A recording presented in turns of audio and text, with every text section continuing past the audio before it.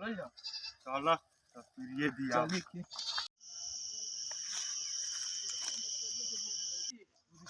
चल जाओ का चल चल चल दी मैं चल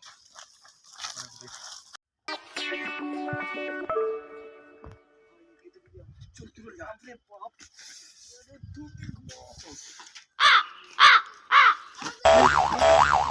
ना ये हमारा ना दिया मुआ हम मेहरारू खा जा परसतिया हमरा खाले झाट ये तारा घरे ले जाले दे दी